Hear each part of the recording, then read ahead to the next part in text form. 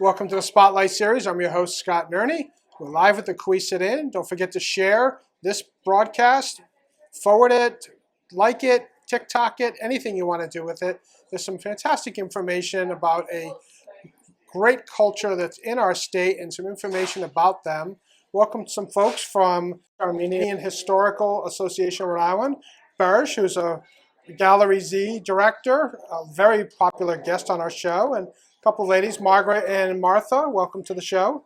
Thank you. Give us a little background of yourselves. Well, my name is Martha Jamboshian, and I'm the board chair. We have a number of activities that we do at AHARI. We started actually as a member of the Heritage Harbor Museum, which never quite materialized. But being Armenian, we never gave up, and so we found a place, we found a home on Waterman Street in Providence, and we typically have presentations. We do at least one or two in-person activities per year, and currently we are developing a documentary about Armenians in Rhode Island. We're doing oral histories of Armenians in Rhode Island, what it was like from the very beginning, from the early immigrants on. We have a map tracking, a lot of activities. Yeah, we'll talk about a lot of the stuff that your group does. Yep.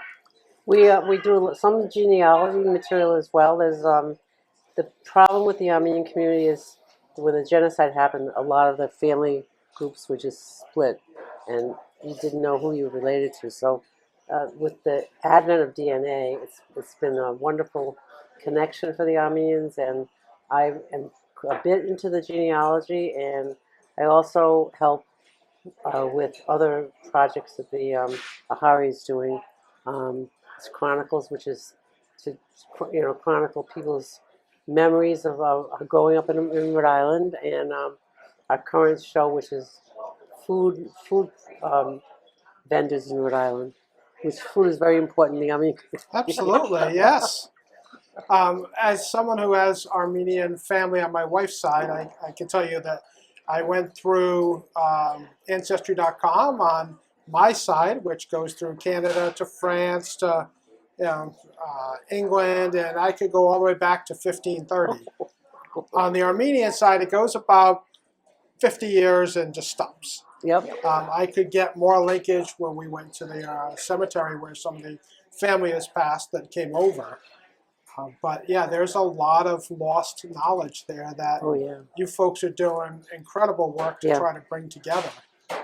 And it's not easy work. No, it's very sad what happened to Armenian families with the break in the connections. I don't even know my grandmother's family. I barely know her name. And most Americans that are not Middle Eastern would know names going back more generations than that. I can't even go back a second generation from my grandparents. And it's not just an American Armenian issue. It's all over the world where Armenians just kind of fled everywhere they could and be accepted, or sometimes not accepted. But there's a lot that you're doing at the Historical Association. So you do a lot of events as well throughout the year? Yes, we do. A couple of years ago, we had an open house, which we went from trying to get a speaker to making it interactive, where we offered translation services to people who have photographs with Armenian script written on the back. And most American Armenians cannot read Armenian script. It's really difficult. You can read, it's easier to read, print. And so we offered that service. We had a monologue by a young woman who was a comedian/actress, Susie Chakmakyan. We offered genealogy services. We had a dance demonstration of 2 or 3 traditional Armenian dances. We had the food offering we had was also very Armenian. So, and it was really wonderful. People came in, it was like, it wasn't a hurricane, but Ian was, I guess, a tropical storm by the time it reached Providence. And it poured that day. We had rented a tent. You couldn't go in the tent because there was puddles all over the parking lot. It was a busy day. Yeah, it was wild. It was fabulous. I have to be honest with you. Most Armenian events that I go to, it's pouring. I'm going to be truthful because we could talk for a moment about the Armenian Bazaar. There are a lot of folks who are Armenian go to it. Rhodes and the Patuxent yeah. coming up, and in the fall, and it is almost always bad weather. At least one of those days. I know. You know what? You're right about that. Yes, and you park up on the hill, and you got to walk down through the monsoon. Yeah, yeah. You know, I It's dropped my true. wife off at the door, and she's like, "No, you don't have to. Please drop me off at the door." No, you don't have to. But That's too you know, funny. it's fantastic community. There's so much love in it, and you know, I've been accepted into it through my in-laws, and it's phenomenal to talk to the folks, and it's so accepting for everything that they've been through because they know, you know, it really is treat each other with love type, and even the church. I've met Burj at some of the church events that we've gone to, and you know, it's a completely different atmosphere. Yeah, we actually know not only our pastor, but we know the pastor's family. And so there's a lot of closeness, which I think is really very Armenian. I mean, I can't speak for other churches. I've never belonged to another church, but there is a closeness there. And I just want to mention one other event that we're going to have in June. We're going to have a musician, Haji Kazarian. He's written a book, 100 Years of Armenian Music from Asia Minor to the U.S. Wow. And it should be quite really fantastic. He's kind of a musician's musician. And you're going to be doing some gallery nights. Yep. So Yeah. talk a little bit about that. We have a gallery night coming up on April May 16th. May 16th. May May 16th. 16th, and Gallery Night is a production in Providence where they rent buses and they take you around to different art galleries, and we've gone on their schedule. Last year, this is our second year, and people will come and go through the galleries, and right now it's the food exhibit, which they will see, and we're very proud of it. The Armenians came to this country with no money, no connections, no anything, and a lot of them founded and ran food stores, either grocery stores, markets, restaurants, liquor stores, and prospered that way. Supported their families through these little stores that it's hard to believe that they were able to keep their families going. But that's one of the focuses of our current. Yeah, Roots. kind of doing a deep dive into Yeah. the community. We've been doing oral histories, but we want to do a deep dive into how people lived, what they did, not just survive, how they thrived, and how we are thriving as Yeah. a community. And we also have a permanent exhibit that we had done a few years ago, and it's the history of Armenians in Rhode Island from the, I think, 1880s Wow. to current. So it's kind of a good combination of our history, but then a deep dive into right now food. And so there's an expression in world social anthropology called diaspora dispersion. We are one of the biggest countries with dispersions that ever happened. That the Jews have dispersions. They have a diaspora, which means you left your native country and you went to this country and that country. Armenians have ended up in many places you wouldn't expect them, and it's all part of this diaspora. And so they came to the United States and they survived and thrived. But they went to China, they went to South America, they went to North Africa, they went to the Middle East, of course, and even places like Russia, China. There's Armenian communities because mostly after the genocide, they left and they spread, and so we're very strong that way. But every community is Armenian, and if you meet somebody from Argentina, you're gonna go, oh, you're Armenian. Yeah. We're gonna get along with each other. Scott, how I actually got involved with the Armenian Historical Association of Rhode Island, AHARI, was from almost its inception in the Al Kleiberg. He was very involved with Heritage Harbor Museum, as Martha mentioned. And we had a great person who was an ambassador to Lebanon, Corinne Heditsian, who, with her funds, we have the organization, the nonprofit organization, always continuing. So as far as the diaspora, I come from Lebanon. I grew up in New York, and I come to Rhode Island. All of a sudden, I learn about, there's different churches, there's organizations, there are committees, it's always like that. Anyway, so I participate. We go to Ellis Island, and this is back in the late 90s. And this particular exhibit that we have currently, that opened up last month in April, it's still up for another few months. It's food glorious. Is it food glorious food? Yeah, yep. So it's about 120 growing businesses in the state of Rhode Island owned by Armenians that related with the food industry. And it could be mom and pop shops, and it could be fruit stores and all this. So I'm very honored that I curated the show, and it's been a fun exhibit. But what I wanted to mention was I've learned a lot from AHARI about the Armenian community of Rhode Island. Very rich history, industry, the mills, and the jewelry shops, and export, import. Later on, things change, and we're living up to the 5th generation plus. So I'm very honored to be part of AHARI. Last exhibit, as we experienced last month in April, was the genocide exhibit that we did have as an exhibit for about 4 or 5 months at AHARI last year. So we have other projects coming up, and Martha can also mention about what we're talking about is for the future, planting the seed. We're looking at calling it strategic planning. We're thinking about maybe doing a statewide activity where different components of the Armenian community are involved, just to raise awareness on the part of not only 5th generation Armenians, but the Rhode Island public in general, because we still hear, Armenian, what's that? Where's Armenia? And your name is what?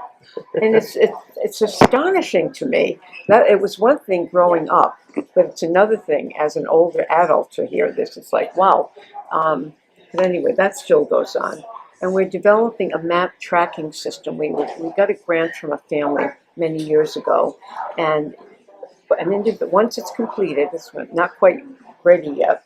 Once it's completed, a person would be able to track an individual or a number of individuals from, let's say, Western Armenia, or from the current Republic of Armenia, or from anywhere, and literally track them on a map, whether they walked or they took a boat or they were on a mule or however. And so we're developing that, and we're hoping that at some point we can bring together the oral histories, the deep dives that we're doing in our community, and then this map tracking to make it kind of one big, I don't want to call it a package, but I don't know what else to call it. Yeah. So the kind of a way to look at our community in depth, and so we're excited about that. Because as the generations go on, the younger people don't always know what happened to at this point, their great-grandparents probably. They don't always know the stories. They might hear a little bit here and there, but we're first generation. We heard a lot more about it because we were closer to our families. But the younger kids, they really don't have a conception of the troubles that people went through to get here. I think the believability of today, you could take a flight. It may take you 2 or 3 to get to Armenia, but you could just take a flight and go. It wasn't sitting on 2 trains, a cattle car, walking 75 miles to get someplace where you could get on a boat to go to the wrong country, to get on another boat, to maybe come to Ellis Island, and hopefully after all that you're healthy enough to actually get in. Right. My wife's family tells a story of 2 sisters that came over, and I believe they were sisters, and one had an eye infection when she got here, which is a common thing after all that travel. And they denied her. Said, you have to go back out to sea. We can't take you. So she told her sister, when you come over, because they were taking, you could get a letter back before she left, that you come over in my name, because you'll be healthy, and they'll let you in, and by then I can come over in your name, and I'll be healthy. Because she was rejected the first time. And that's what they did. So common, in the Ellis Island logs, they lied. I think we're past the statute of limitations because they both passed, but that's how it was done Yeah. because you got one shot to come in. Yeah. Because where were they going to go otherwise? Yeah. They couldn't go back to Armenia. No, they sent them back out on a boat and said, "You sick people you're not coming in now, and you can try later." And on the current board, we have the executives are people that are serving and care for the organization, all professionals, and which I love because working with people. And Margaret is, what's your background, I'm Margaret? a retired librarian. I worked in Yes. the public library for 50 years. After I retired, I found a new task. I go to Jerusalem every year for 3 months, and I volunteer in a library there. And the old city has an Armenian quarter, and it has a library, and I catalog books. Yeah. Wow. And Yeah. not just like Huckleberry Finn. No. This is stuff barely out of tablets, I would imagine. In fact, that we're so busy that, in fact, Martha tonight, just in a little while, she'll be running a Zoom from call. the studio here. We'll be running a Zoom call, and we're glad we're running on time. And Yeah. and Definitely. Martha, I'm sorry, I said Margaret. No, It's just common. so many. We have people in construction. People who are writers, people who won awards, people in cinematography. I mean, we have such and people that donate their time. That's the key. Yeah, so I was going to ask, give us a little information about how people can get more information on the website or Facebook page, and if you're looking for volunteers or donations, don't feel afraid to share. Okay, first of all, we are an all-volunteer organization. We have no paid employees. And so people really, we give of our time because we love our culture, we love our heritage. And we have all kinds of openings. I mean literally, up to being technical people like being a system administrator, helping with hybrid Zoom and in-person types of presentations, updating the website. We have also doing historical research. We really need that. Margaret does research, but we need even more people to help with that. Finding footage, because we're developing a documentary about Rhode Islanders and Armenia, and that Armenians in Rhode Island. Sorry, I flipped it over. And that takes a lot of research to get photographs from the 20s and 30s, factories and all of that. We can find current stuff like that, but to do that kind of digging, we need people to help with refreshments. And we also do workshops and talk about Emma. Yeah, oh, that's right. Yeah. Just we have a collection, and Martha could tell you. We have a lace collection that we've done. Well, first of all, women, I guess, for many decades or hundreds of years, whatever, have been making lace. But in the orphanages after the genocide, girls were taught how to make lace, and it was usually the orphanages sold the lace to raise money, to run the orphanage. That was one way to raise money. So anyway, I know as a person who grew up with lace all around my house, I hated it. But now as I've gotten older, I've gotten to appreciate it more. And we have a young woman who is helping us. She's having classes on how to do the Armenian knot. I think it's called Janyak, I'm not sure. Anyway, it actually takes a lot of skill to do it. I've tried it in 2 classes so far, and I can't get 2 knots to look alike. I'm trying to get at least 2 or 3 to look alike. And she's helped us identify, we have hundreds of pieces of lace. Is this handmade? How is it made? I had never heard of drawn lace. I looked at this gorgeous piece of lace that one of my cousins donated to us. It's gorgeous. If people would take fabric and pull threads and then do this needlework around it, really magnificent, absolutely magnificent. So we have that type of class, and we want to have more classes like this. Maybe even cooking classes. Learning how to do. You have kufta. Learning how to make kufta is really an art. It's hard. Yeah, it's not one we make in the house. We buy that. Yes. Yeah. So if you make the kufta, I'm there. My wife will do baklava, cheese borag. She Oh, wow. makes, so yeah, she's tedious and- too. and we're handing it down to the next generation. Oh, so good. that was Yeah. the plan. You know, we Beautiful. teach you how to make it. Now it's yours. So, yeah, it's Kufta's tough though. Kufta's hard to make. yeah. I always think it's got to be so easy. It's just that really cool hamburger juice kind of thing, and then you just keep wrapping wall, it. Yeah, That wall is hard to. I get know. the It just looks so consistency. simple. I know it's not. Well, it sounds like you've got a lot going on. Can you give us the address for the website? Sure, it's AHARI, AHARI.clubexpress.com. Okay. Club Express is our vendor. Okay. They have a couple thousand nonprofits who are their customers.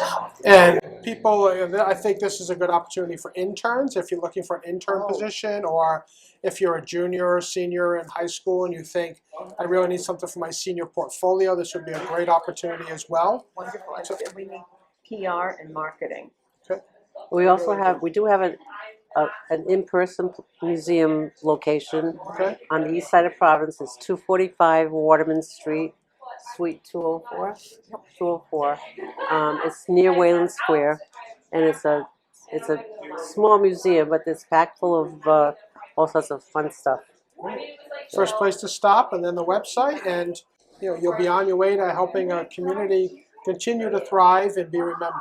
Thank you. Really want to thank you. Scott, thank you. Thank And I want to you. also always reach out and thank Dina Grenier for the wave and all her input and output that she gives for the community. Yeah. Thank you, You Dina. keep her behind the camera doing all the technology, right? Yes, yes. Fantastic work on both sides. Thank you so much for coming. Thank you. Thank you. Really, thank you.